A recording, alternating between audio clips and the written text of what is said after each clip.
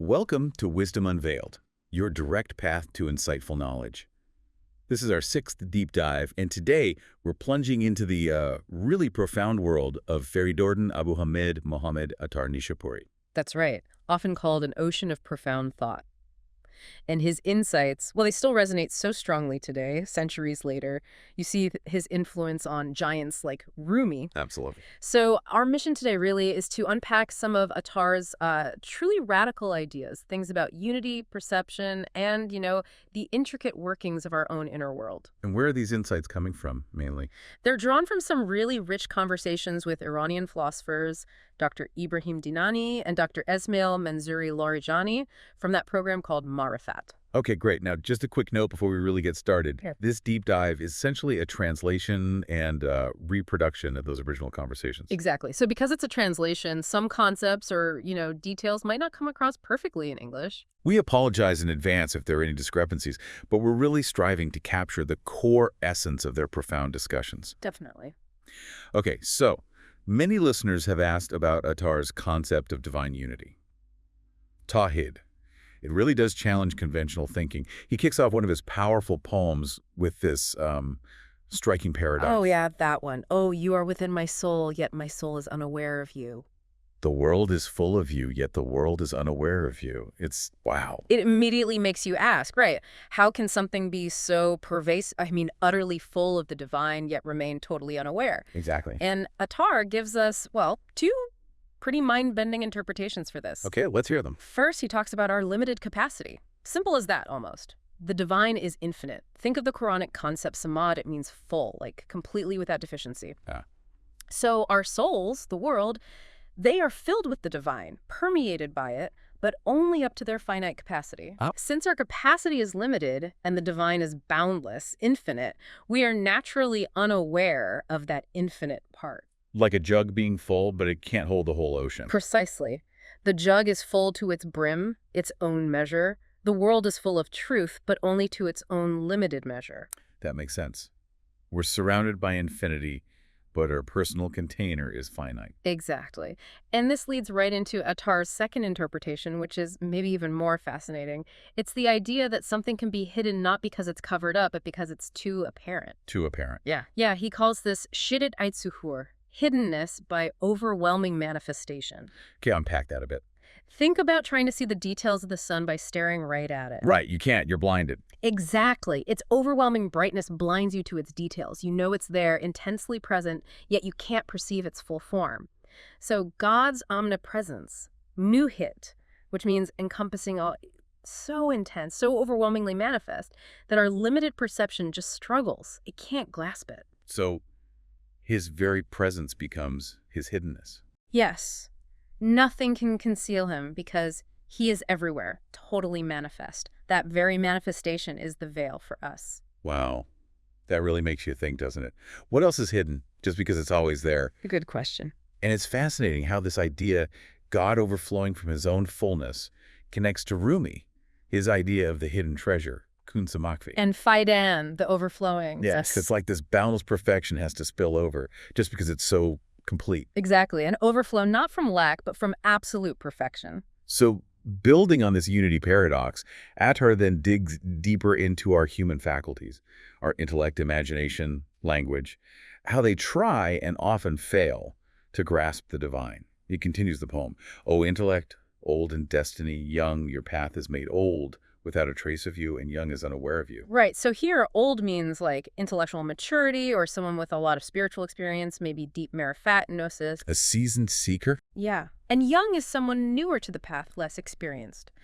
Attar's point is that, look, regardless of where you are on that journey, seasoned or a beginner, both are ultimately insufficient to fully grasp God's infinite nature. The path just keeps going. It's boundless. Neither the old nor the young has reached the end. The sheer grandeur of the divine means even the most experienced Gnostic is still just a traveler on an endless road. So even the wisest are just scratching the surface. Okay.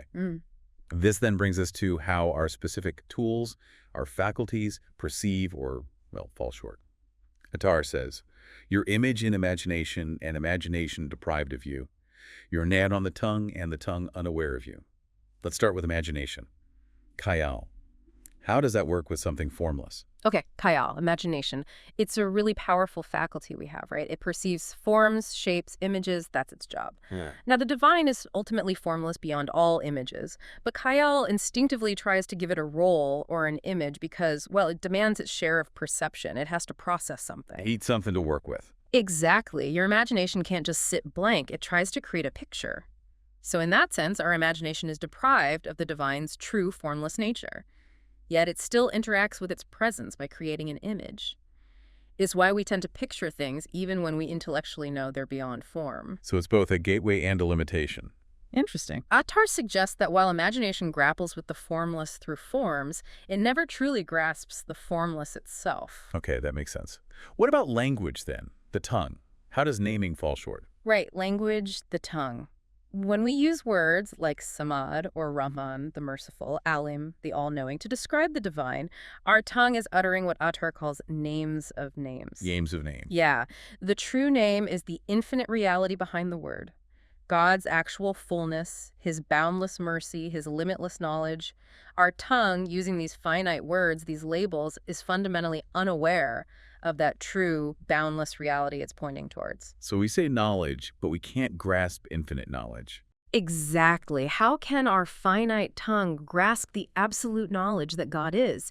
We name God, but in doing so, we inherently limit the limitless into a concept we can handle, we can articulate. And so the tongue remains unaware of the boundless reality behind that word it just spoke. That connects directly to Imam Ali's statement about Tawhid, unity. The perfection of Tawhid is sincerity to him. And the perfection of sincerity to him is negating his attributes. Yes. Now, negating attributes can sound confusing, like we're denying God has qualities. How does Attar help us understand that? That's a crucial point. It doesn't mean denying God's attributes at all. It means realizing they aren't separate additions to his essence. God is knowledge. He is power. They aren't distinct qualities tacked onto some core being, like saying a person is powerful and knowledgeable. Well, it's not like parts making up a whole. Exactly. God is absolute knowledge, absolute power. This points towards Kulu's purity, sincerity. The idea is the heart becomes so pure, so uncompounded, that it sees no duality. It reflects God as the only truly Kali's pure existence, one without any composition, no mixture of existence and essence or quiddity.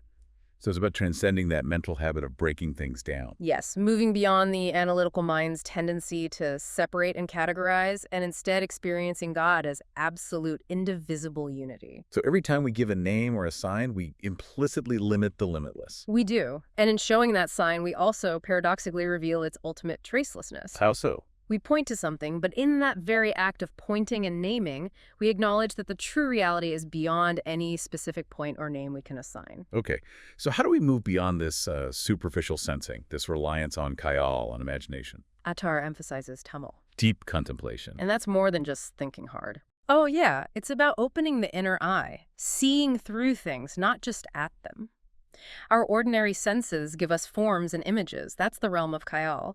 Now, this doesn't deny the reality of those forms, but without deeper insight, Tamal, we only perceive their surface, their imaginary aspect, as one master put it.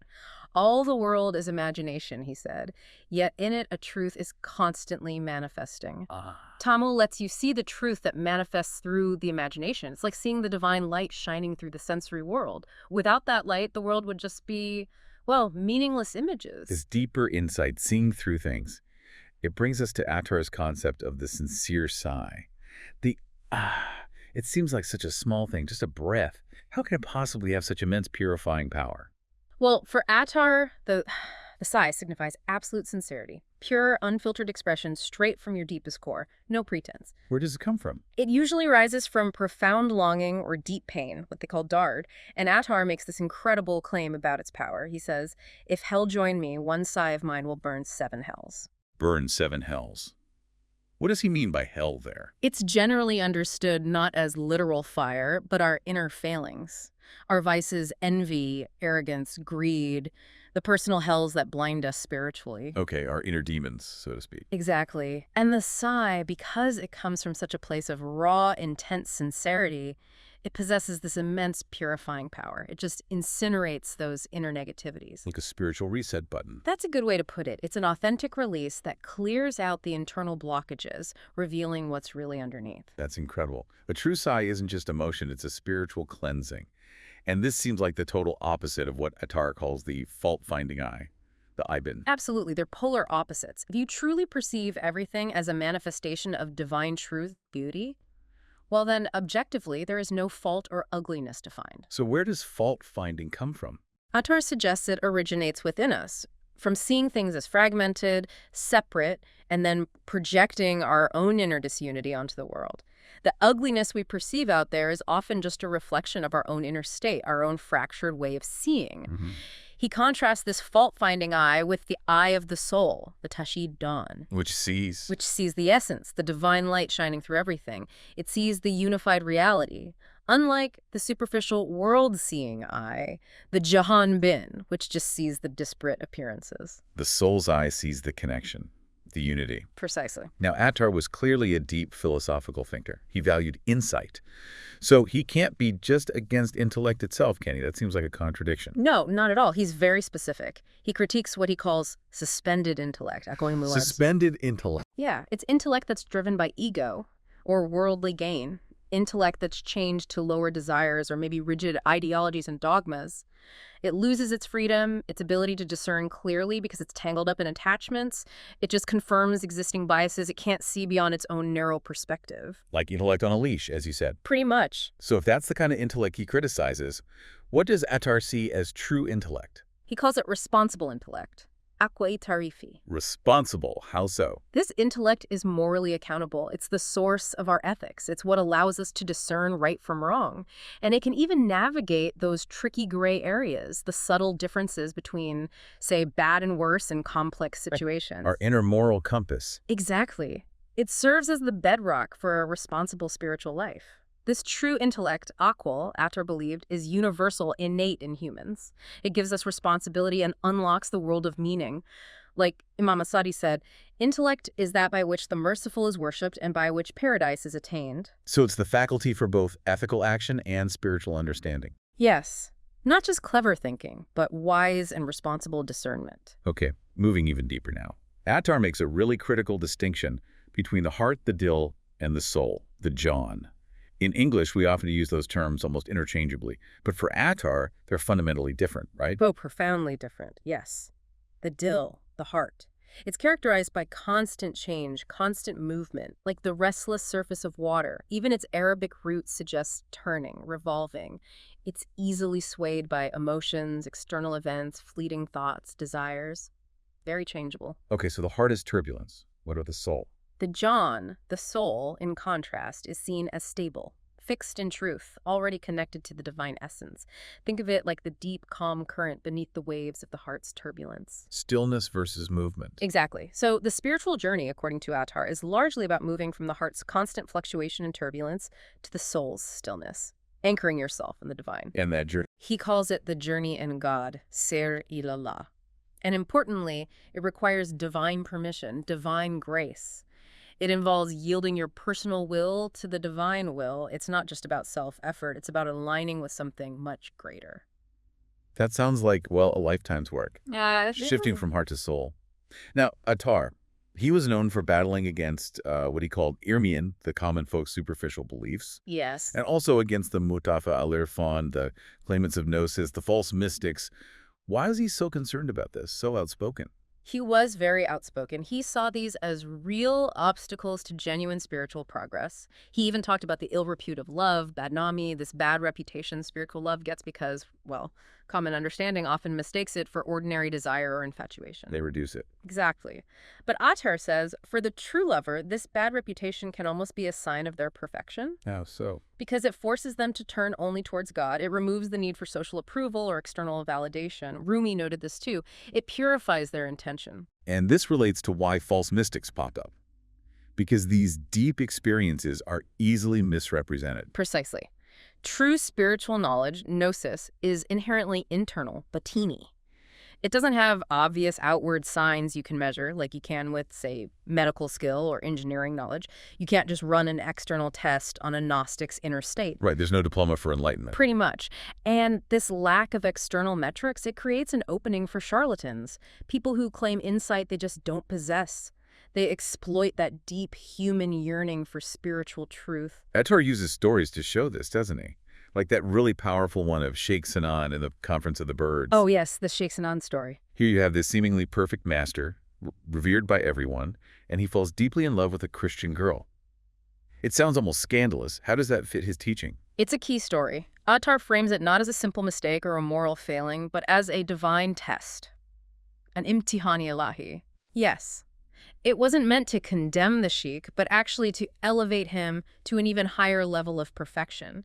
It demonstrates the immense power and also the dangers inherent in the path of love. What was being tested then? The crucial element was his sincerity, his sidq. Now get this. Most of his disciples, hundreds of them, abandoned him when this happened. They couldn't reconcile his actions with his reputation. Understandable from their perspective. But 2 of them remained loyal. They recognized his underlying sincerity, even though the outward appearances were confusing, even shocking. And the outcome? Ultimately, the Christian girl was so moved by his unwavering sincerity, his truthfulness despite everything, that she became a Gnostic herself. Wow. And the sheikh's spiritual status, Attar implies, actually increased through this whole ordeal. So the takeaway is? It shows that unwavering sincerity, Qadami Sidhu, is the absolute indispensable first step for anyone on the Gnostic path. Sincerity trumps outward appearances. True gnosis isn't rigid or confined to certain forms. It can be found in unexpected places. Like Hafiz said, everywhere is the abode of love, whether it be a mosque or a church. That's a beautiful, challenging idea. Sincerity cutting through everything, transforming others. And this talk of true masters, their sincerity, their lineage. It brings us perfectly to Attar's own legacy, specifically his connection to Rumi. Yes, a truly remarkable connection. Tell us about that meeting. Rumi was just a boy, right? Just a boy, maybe 8 years old. He was traveling through Nishapur with his father, Bahadur Valad. And Attar did something extraordinary. He met them and he gifted his own book, the Asrar-Nama, the Book of Secrets. Not to the father, the famous scholar. No. Directly to the young boy Rumi. Incredible. And then he made that famous prophecy? He did. Attar reportedly looked at the young Rumi and said, "Soon, from the warm breath of this child, the world will be warmed." And looking back, it proved profoundly true, didn't it? Centuries later, Rumi's poetry, especially the Masnavi, is cherished across the globe. It really does feel like Attar's warm breath, his insight, acted as fuel for Rumi's own vast spiritual fire. It speaks to that deeper unity you mentioned earlier. Exactly. Like that saying, the souls of wolves and dogs are separate, but the souls of lions are united. Attar and Rumi. They're like different branches drawing water from the same deep wellspring of truth. Monotheistic truth. What an incredibly rich, challenging, and ultimately transformative path Attar lays out. We've really covered a lot today. They have. His radical view that the divine is hidden by its own intensity, how our imagination is this unique lens, both enabling and limiting, the sheer power of a sincere sigh, and distinguishing responsible intellect from intellect tangled in ego, and that vital difference between the restless heart and the anchored soul. Yeah, the dill and the jan. Attar's work really is an ocean, isn't it? Always more to explore. Absolutely. And as we think about this profound journey Attar describes, particularly that crucial shift he talks about from the heart's turbulence to the soul's stillness, it definitely invites some personal reflection. Right. So here's maybe a final thought for you, the listener, to take away and perhaps ponder. Since so much of this path seems to be about making that shift, moving from the restless, changeable heart, the dill, to the quiet stillness of the soul, the jan, what small, maybe consistent inner practice could you try, maybe just for today or this week, to help anchor yourself, even just a little bit, in that deeper, unwavering part of yourself, your jan? Yeah, just something to mull over. Thank you so much for joining us on this deep dive into Attar's truly amazing wisdom. Yes, thank you for being here with us. Keep exploring, keep asking those big questions, and definitely keep looking within. We'll pick up the journey again soon on Wisdom Unveiled.